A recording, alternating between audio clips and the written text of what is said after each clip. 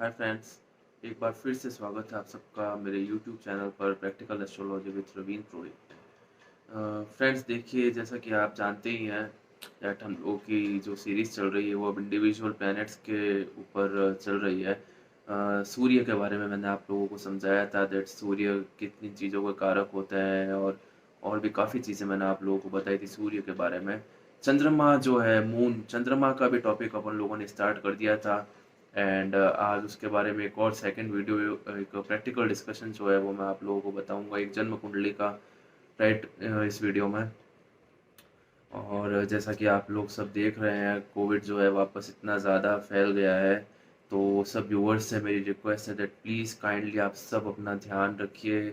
Please social distancing रखिएगा। अगर ज़रूरत बहुत ज़्यादा हो तो ही घर के बाहर निकलिए। एंड डबल मास्क लगाइए आप, एक नॉर्मल मास्क एंड उसके ऊपर एक N95। तभी आप इस वायरस से बच सकते हैं। ये तीसरी बार म्यूटेट हो चुका है, उदयपुर में इसका थर्ड वेरिएंट भी आ गया है। तो म्यूटेट होता जा रहा है बार-बार वायरस। अच्छा, लोग पूछते हैं हर एस्ट्रोलॉजर से, देखिए कितने एस्ट्रोलॉजर्स होते हैं, उनसे लोग अब इस तरह से पूछते हैं दैट ये कब खत्म होगा। मेरा ऐसा मानना है दैट एस्ट्रोलॉजर्स जो हैं उनको सटीक भविष्यवाणियों से कुछ हद तक बचना चाहिए। इसका कारण मैं आपको ये बताऊँगा, बिकॉज़ देखिए एस्ट्रोलॉजर जो है वो उसको इन चीज़ों को चैलेंज नहीं करना चाहिए दैट इस सर्टेन डेट को ये खत्म हो जाएगा, राइट? जब इंडिया में जस्ट लॉकडाउन हुआ ही था उस टाइम लोगों ने कहा था 15 मई को सूर्य अपनी राशि चेंज करेंगे और ये खत्म हो जाएगा। उसके बाद लोग एस्ट्रोलॉजर्स ने, कुछ एस्ट्रोलॉजर्स ने कहा था दैट सितंबर में ये कम हो जाएगा, लेकिन नवंबर-दिसंबर में इसका पीक था। उसके बाद अभी कुछ एस्ट्रोलॉजर्स ने कहा दैट 5 अप्रैल को जब गुरु ने अभी अपनी राशि चेंज करी थी, तब ये जड़ से समाप्त हो जाएगा, राइट? इसकी उल्टी गिनती शुरू हो जाएगी। बट अगेन ये वापस स्ट्राइक किया है इसने। तो इस तरह की भविष्यवाणियों से जहाँ पे आपके पास परफेक्शन की कमी हो, वो भी इसलिए बिकॉज़ आपके पास प्रॉपर डिटेल्स नहीं है। क्या आप लोगों के पास कोविड की बर्थ डिटेल्स है क्या? इसकी डेट ऑफ बर्थ, इसकी time of birth, place of birth. Place of birth कोई लोग कहते हैं इसकी चाइना है। क्या आपके पास इसका टाइम और डेट है? किसी के पास नहीं है। तो आप कैसे इसका अनुमान लगा सकते हो? अच्छा, आप लोग कहेंगे भौगोलिक परिस्थितियाँ जो है उससे इसका अनुमान लगाया जा सकता है। दैट सौर मंडल में अभी जो ग्रहों का गोचर है वो क्या कह रहा है। तो देखिए, ये इसका जो एकदम सटीक आकलन है वो हद से ज़्यादा मुश्किल है। पुराने, मतलब बहुत ही पुराने जो एंशिएंट टाइम्स में जो ज्योतिष होते थे, सनातन धर्म के वारामीर है और भी कितने ही, मतलब महर्षि भृगु है, राइट? तो ये लोग इन चीज़ों के बारे में सटीकता से बता सकते थे। आज की तारीख में रिसोर्सेज़ की सही तरह के स्टडी मटेरियल की एस्ट्रोलॉजी में, जो कि अब काफ़ी लुप्त हो चुके हैं, इन सब चीज़ों की कमी है। तो ऐसी सटीक भविष्यवाणियों से बचना चाहिए एस्ट्रोलॉजर्स को, राइट? ये जस्ट मेरा एक, मतलब ओपिनियन है, इसे कोई भी अदरवाइज़ ना लें। चलिए अब शुरू करते हैं अपना आज का टॉपिक। बट हर बार की तरह एक बार फिर आप सबसे रिक्वेस्ट है, व्यूअर्स से, दैट प्लीज़ प्लीज़ लाइक कीजिएगा मेरे वीडियो को, जितना ज़्यादा हो सके शेयर कीजिएगा मेरे वीडियो को। एंड अगर आप नए व्यूअर्स हैं तो काइंडली सब्सक्राइब करना ना भूलिएगा मेरे यूट्यूब चैनल को। ऑलराइट, तो देखिए चंद्रमा के बारे में अपन सबने डिस्कशन स्टार्ट किया था। चंद्रमा का मैंने आप लोगों को बताया था दैट किस तरह माता का कारक होता है और किस तरह सेंसिटिव, सबसे सेंसिटिव ग्रह होता है चंद्रमा एक जन्म कुंडली में। अगर थोड़ा-सा भी डिस्टर्बिंग हो तो पूरी कुंडली बिगाड़ सकता है चंद्रमा। कितने ही तरह के योग बनते हैं जन्म कुंडली में चंद्रमा से, इन सब चीज़ों के बारे में मैंने आपको लास्ट वीडियो में जो है बताया था। Alright, but now we will start practical जो एक डिस्कशन है वो अपन स्टार्ट करेंगे। ऑलराइट, ये जो जन्म कुंडली आप पीछे देख रहे हैं बोर्ड पे, व्हाइट बोर्ड पे, ये एक मेरे बहुत ही करीबी रिलेटिव की ये है, जन्म कुंडली है, राइट? तो इसके बारे में मैं आपको बताऊंगा क्या इनके साथ हुआ चंद्रमा की जब इनके दशा जो है वो आई। सबसे पहले तो मिथुन लगन की कुंडली है। मिथुन लगन में चंद्रमा जो है यूं ही मारक होता है, मार्केश होता है। अगेन, मार्केश जो होता है इसका, लोग जो है पुराने टाइम में लोगों को डराते थे मार्केश की दशा है तो मृत्यु होगी, ऐसे कोई ज़रूरी नहीं है, ऐसा कुछ नहीं होता है। हाँ, एक सर्टेन कोई टाइम होता है जब बहुत ही पीड़ित होता है, इस तरह का कोई टाइम आया हुआ होता है जब ज़रूर इस चीज़ की भविष्यवाणी की जा सकती है, लेकिन मार्केश का मतलब हमेशा मृत्यु नहीं होता, मृत्यु तुल्य कष्ट होता है। मार्केश का मतलब मृत्यु नहीं, बट मृत्यु तुल्य कष्ट होता है। ऑलराइट? ऐसा कष्ट आपको मिलता है मार्केज की दशा में, तबीयत खराब हो सकती है या कोई और भी तरह की दूसरी प्रॉब्लम्स भी हो सकती है, मृत्यु तुल्य कष्ट। ऑलराइट, तो अगेन मिथुन लगन की कुंडली है, चंद्रमा जो है यहाँ पे मारक होता है सेकंड हाउस के लॉर्ड होकर के। ऑलराइट, अब चंद्रमा इस जन्म कुंडली में फोर्थ हाउस में विराजमान है, आप देख सकते हैं। ऑलराइट, चंद्रमा फोर्थ हाउस में विराजमान है, उसके बाद राहु केतु के बीच में फंसे हुए हैं। केतु के साथ चंद्रमा हुआ नहीं और आधे से ज़्यादा चंद्रमा जो है वो डिस्टर्बिंग हुआ नहीं। ऑलराइट, चंद्रमा अगर केतु के साथ होता है, मैंने आपको लास्ट वीडियो में बताया था, अगर बहुत ज़्यादा बिगड़ा हुआ हो, इस कुंडली में इतना ज़्यादा नहीं बिगड़ा हुआ है, बट फिर भी अगर कोई ऐसी कुंडलियाँ होती है जहाँ पे चंद्रमा केतु के साथ एट्थ हाउस में हो जाए या सिक्स्थ हाउस में हो जाए, या नीच के चंद्रमा के साथ केतु स्थित हो, नीच राशि के चंद्रमा के साथ, तो सुसाइडल टेंडेंसी उन जातकों की हो सकती है। ऐसे विचार उनके मन में आ सकते हैं, डिस्टर्बिंग माइंड उनका हो सकता है बहुत ही। राइट, तो अगेन यहाँ पे इनकी जैसे ही शनि की महादशा में चंद्रमा की भुक्ति जो है वो स्टार्ट हुई, चंद्रमा यहाँ पे देखिए आप देख सकते हैं फोर्थ हाउस में स्थित है, कन्या राशि में यहाँ पे चंद्रमा स्थित है। ऑलराइट, कन्या राशि जो होती है ये चंद्रमा की शत्रु राशि होती है। उसके बाद राहु केतु के बीच में चंद्रमा यहाँ पे फंसे हुए हैं। ऑलराइट, ठीक है, उसके बाद मंगल द्वारा दृष्ट है यहाँ पे चंद्रमा, मंगल लगन में होकर के चंद्रमा को अपनी फोर्थ दृष्टि से देख रहे हैं। राइट, तो इस कुंडली में चंद्रमा कुछ हद तक पीड़ित है। राइट, और उसके रिजल्ट्स जो है वो सही नहीं होंगे। इनकी जब ये दशा लगने वाली थी, मैंने इनको पहले ही आगाह किया था दैट आपका टाइम थोड़ा सा डिस्टर्बिंग आने वाला है, तो आप थोड़ा सा इनमें ध्यान रखिएगा। तो अब समय को कौन रोक सकता है। जैसे ही इनकी दशा आई, मैंने यहाँ पे डेट लिखी हुई है प्रॉपर, अक्टूबर 2019 में इनकी शनि की महादशा में चंद्रमा की जो भुक्ति है वो स्टार्ट हुई। जैसे ही इनकी ये दशा स्टार्ट हुई, इनकी ये गवर्नमेंट ऑफिशियल थे, इनकी ट्रांसफर हो गई। ट्रांसफर हो क्या गई, कर दी गई। राइट, ट्रांसफर इनकी हो गई, खुद की इनकी जो मतलब जन्मभूमि थी उनसे कम से कम कितने ही 200-300 किलोमीटर दूर।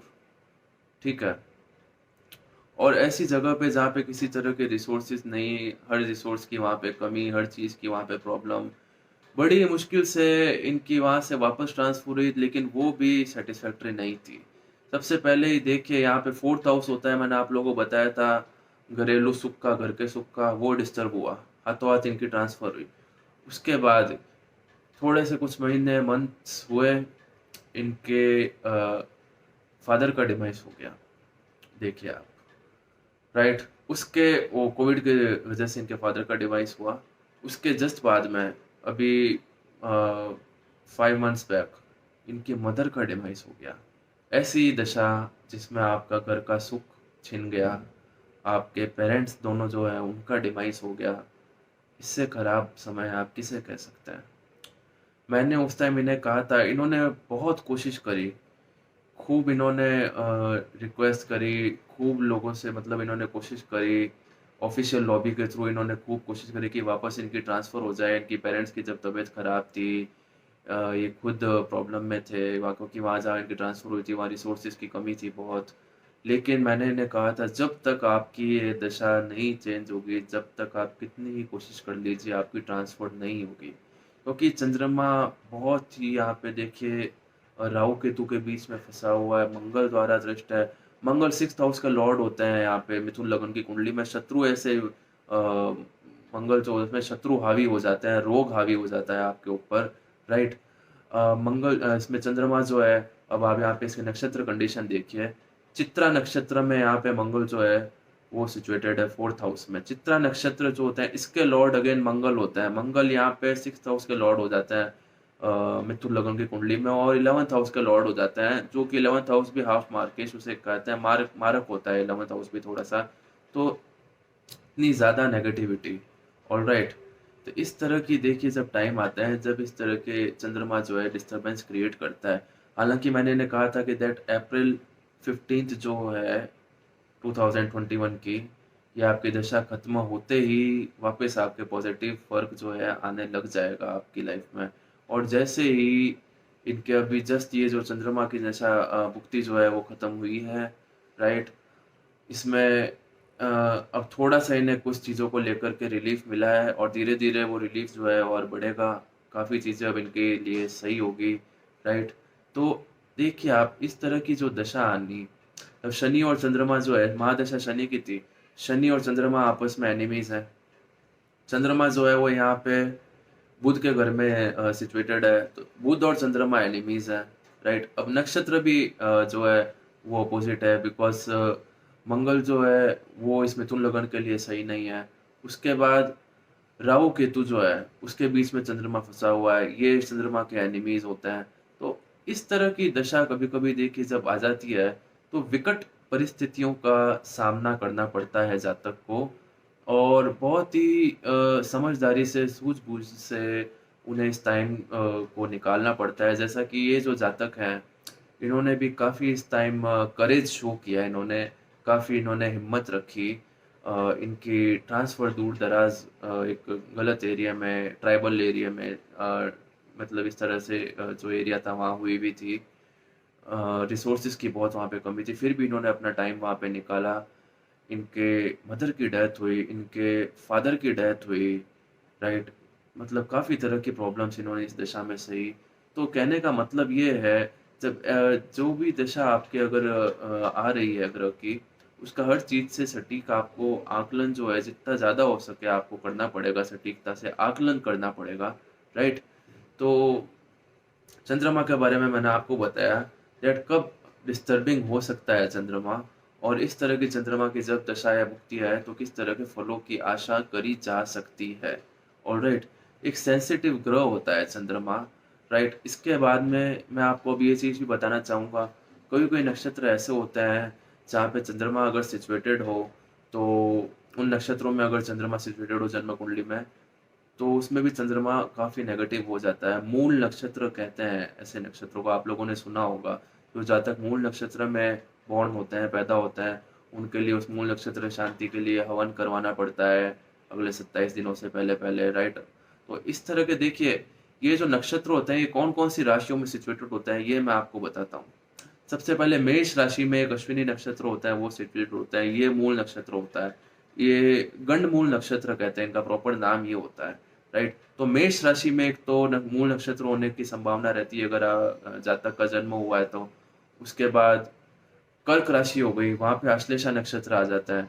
आश्लेषा नक्षत्र में भी जन्म है, जातक मूल नक्षत्र होता है, आश्लेषा नक्षत्र भी गणमूल नक्षत्र, तो ये भी एक तरह का नेगेटिव नक्षत्र होता है। उसके बाद नेक्स्ट सिंह राशि आती है। सिंह राशि जो होती है, उसमें मघा नक्षत्र होता है। मघा नक्षत्र भी एक तरह का बहुत ही नेगेटिव नक्षत्र होता है, राइट? मघा नक्षत्र में अगर कोई जातक का सिंह राशि में जन्म हुआ है, किसी जातक की सिंह राशि है, तो पॉसिबिलिटी है मघा नक्षत्र में उसका जन्म हुआ। पॉसिबिलिटी है, हर राशि में 3 नक्षत्र होते हैं, राइट?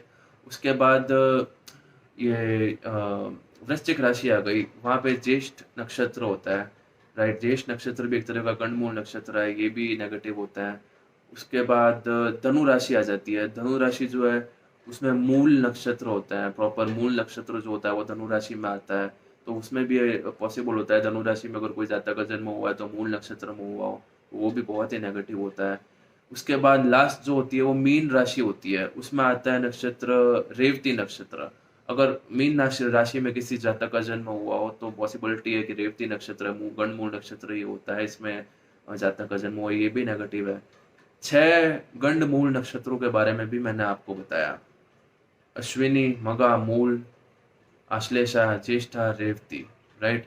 इन नक्षत्रों में अगर चंद्रमा सिचुएटेड है, इन नक्षत्र में जो राशियाँ आती है उसमें जातक का जन्म हुआ है, गंडमूल नक्षत्र में उसका जन्म होता है, तो ये भी हाईली नेगेटिव है, इसकी शांति के लिए हवन करवाया जाता है, राइट? तो ये सब सिचुएशंस मैंने आपको बताई, किन-किन सिचुएशंस में, किन-किन चीज़ों में चंद्रमा जो है डिस्टर्बिंग हो सकता है। तो मैंने आप लोगों को सूर्य प्लैनेट जो उसके बारे में मैंने आपको बताया। चंद्रमा प्लैनेट जो है उसके बारे में मैंने आपको बताया। प्रैक्टिकल एनालिसिस भी आज मैंने आप लोगों को बताया। किस तरह की चंद्रमा की जब इनकी अंतर्दशा आई जातक की तो क्या इनको किन-किन चीज़ों का सामना करना पड़ा। ऑलराइट। तो आशा करता हूँ आपको मेरा वीडियो समझ आया होगा, जो हम लोगों ने डिस्कशन किया आज आप लोगों को समझ आया होगा। थोड़ा-सा ट्रिकी आप लोगों को लग रहा होगा, बट आप इसे 2 बार, 3 बार देख सकते हैं आराम से। अगर सही से नहीं फिर भी आपको समझ आए तो आप कमेंट सेक्शन में मुझसे बेझिझक आप पूछ सकते हैं किसी भी चीज़ के बारे में। मैं आपको 100% समझाऊँगा। कॉन्टैक्ट डिटेल्स हम हमारी शेयर करते हैं वीडियो में। आप मुझे व्हाट्सएप पे कुछ भी चीज़ पूछ सकते हैं, मैं आपको बिल्कुल बताऊँगा। ऑलराइट? तो ये था हमारा आज का discussion. Thank you so much.